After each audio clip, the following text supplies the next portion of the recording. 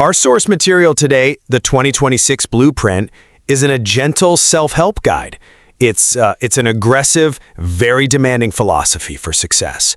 It lays out this comprehensive roadmap that's rooted in intense daily systems and a kind of radical personal responsibility, promising a transformative leap into that elite group, the 1%.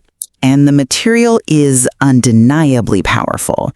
I mean, it demands nothing less than maximum execution and offers a highly disciplined path forward.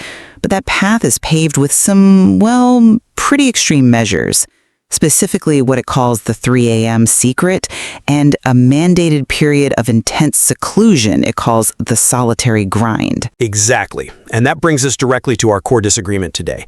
Does this aggressive, almost isolating methodology that the Blueprint advocates, which emphasizes the absolute elimination of distractions and a solitary discipline, does it provide the only viable and, necessary framework for achieving that truly high-level asymmetric success? Or does this extreme focus on isolation and rigidity inadvertently undermine the key elements you actually need for long-term growth? Things like resilience and the strategic social capital required for genuine wealth creation. I'm going to take the position that this radical discipline, this fierce commitment to focus, isn't just advantageous. It is, in fact, an essential precursor for achieving what the book calls unstoppable momentum. To enter that top tier, well, you simply have to pay the price of greatness, which often means radical sacrifice. And I'll be arguing that while the intent is noble, the Blueprint's insistence on extreme isolation and calendar rigidity creates a kind of counterproductive friction. It conflicts directly with the need for adaptability, the leverage you get from external connections, and frankly, the basic requirement of mental sustainability. It creates this dangerous tension between fierce self-improvement and necessary self-connection. The whole premise of the Blueprint is that the path to mastery, it requires severe prioritization. Success is fundamentally about attention management. We're urged to move beyond the chaos of mere motivation into the reliability of automated systems, and this is just impossible without fiercely guarding one's attention. High achievement requires a deliberate, solitary grind, which the material defines as a temporary but absolute elimination of energy vampires, the people, habits, and commitments that drain your focus and emotional resources. Greatness, as the Blueprint suggests, it must be forged in silence, because that silence is the only way to facilitate the deep, uninterrupted work that separates the top performers from everyone else. The system mandates maximum execution, and this requires leveraging the early hours, the 3 a.m. secret, to gain control over the day, ensuring that the necessary cognitive bandwidth is preserved for high-value tasks before the external world can impose its demands. I fully respect the need for focused execution, but this is exactly where the tension becomes acute. The Blueprint, it simultaneously promotes isolation, this solitary grind, while stressing repeatedly that your circle is your future and that proximity is power. I mean, these two concepts are almost diametrically opposed in practice. You simply cannot leverage critical social capital or partnerships or high-value mentorship if you're locked away in extreme isolation. Secondly, I have to challenge the sustainability of the system itself. The insistence on the 3 a.m. secret introduces significant fragility. While consistency is vital, a rigid 3 a.m. schedule, well, it risks perpetual sleep deficit, potentially leading to catastrophic burnout. A sustainable daily system should promote compound action, not rely on these unsustainable levels of sacrifice that battle against biological imperatives. And furthermore, the very skills the Blueprint identifies as high value, mastering AI, awareness, critical problem solving, these are inherently collaborative. They depend on external feedback and rigorous challenge. So it seems like the solitary grind is precisely the wrong strategy for acquiring these skills. This rigid eliminationist approach, it risks neglecting self-connection, relying on a discipline built through harsh self-criticism, and that's a foundation that historically proves far less resilient than habits built on robust internal acceptance. I see the challenge you're posing. I do. This simultaneous need for social power and the mandate for isolation. But I would frame the solitary grind not as a permanent state, but as a strategic, necessary period of intense self-development. The blueprint argues that until you've transformed your character and built concrete assets and skills, your capacity to attract and contribute to a high-level circle is, well, it's limited. Isolation is a survival mechanism when your current network is actively undermining your goals. You have to transform in silence and survive the loneliness until you are fundamentally ready to choose a better circle. It's a time to choose purpose over people, to build the internal foundation that allows you to contribute value rather than just extracting it. If you want high-level proximity, you must first become a high-level entity yourself. That's a compelling argument, I'll give you that. Positioning isolation as a strategic retreat before strategic engagement. However, the clock is running on skill acquisition, and this is where that retreat becomes counterproductive. The blueprint rightly claims that skills are the new currency, but think about how we master complex, high-value skills. Mastering AI awareness, for example, is not about reading textbooks alone.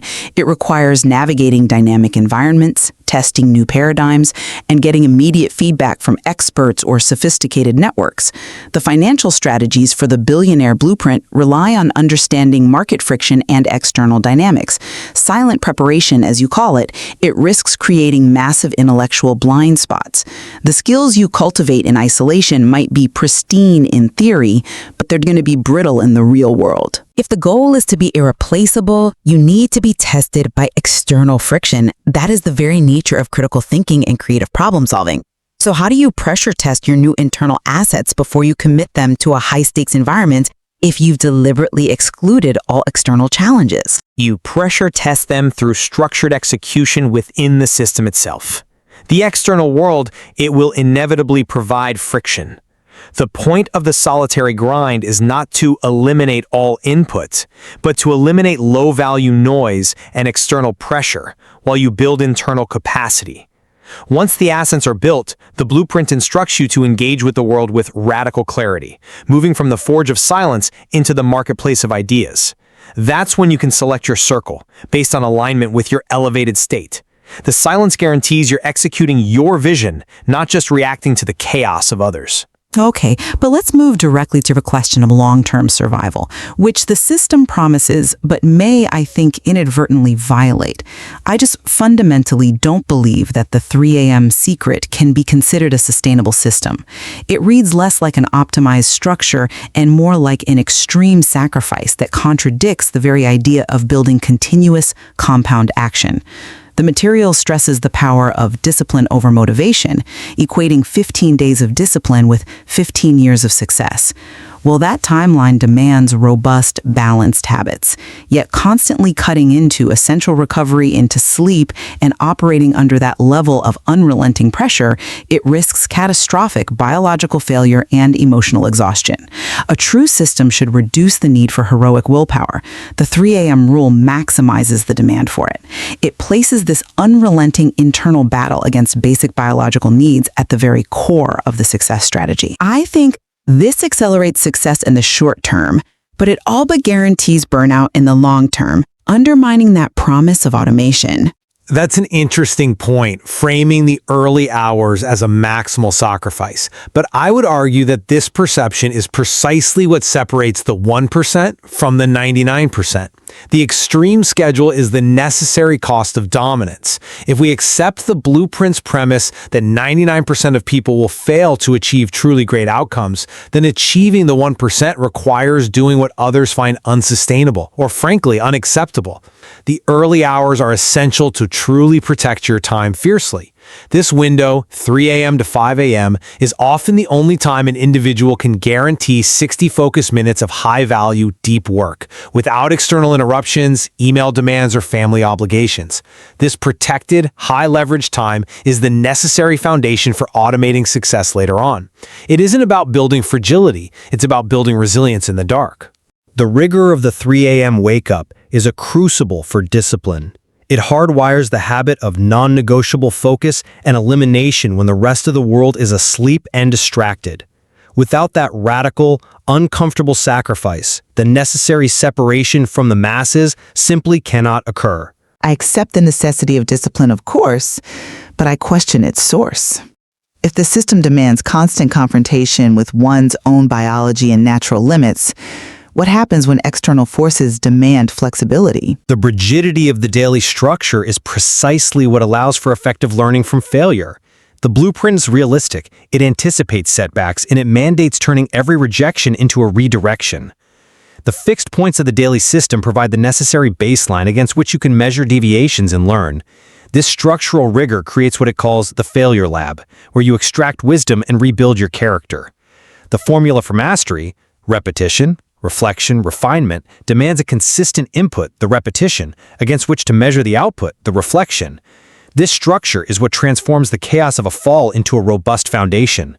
You can't accurately reflect on what went wrong if your input variables are constantly shifting because you lack a system.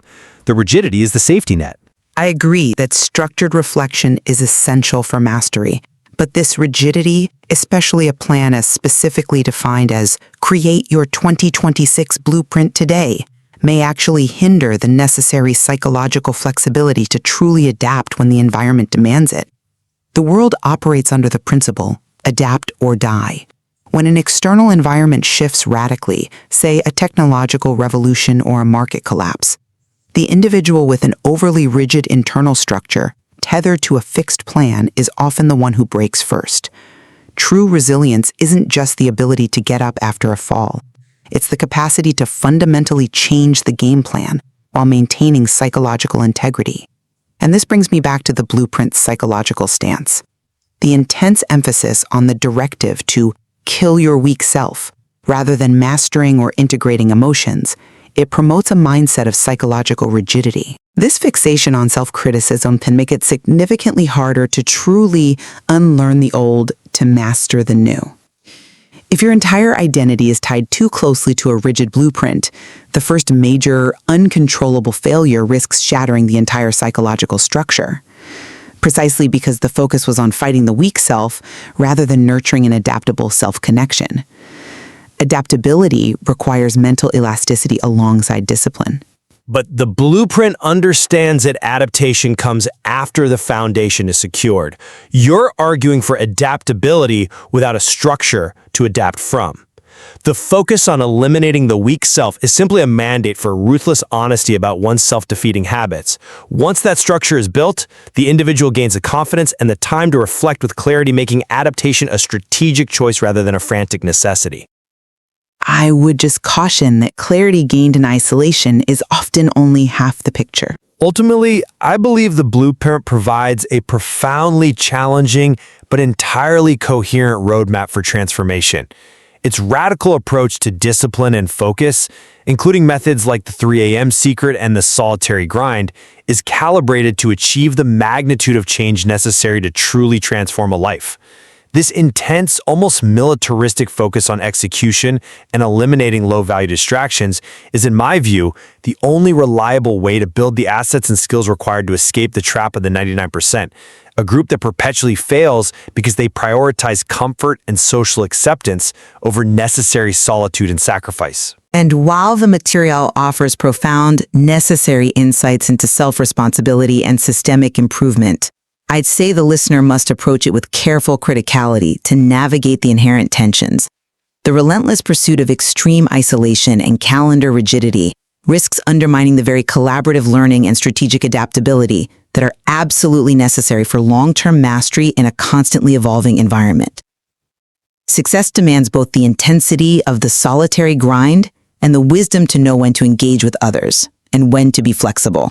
We have to ensure that in the feverish pursuit of self-improvement, one does not sacrifice their long-term mental sustainability or, as the text says, lose your soul in the process. The journey to high-level success, even when guided by a precise blueprint, clearly involves critical, daily choices about the complex balance between necessary solitary commitment and strategic external engagement. Indeed. And for every ambitious listener, the true task lies in reconciling how these competing demands of extreme focus and critical social connection can truly coexist in their own implementation of a path to success. Thank you for joining us on The Debate.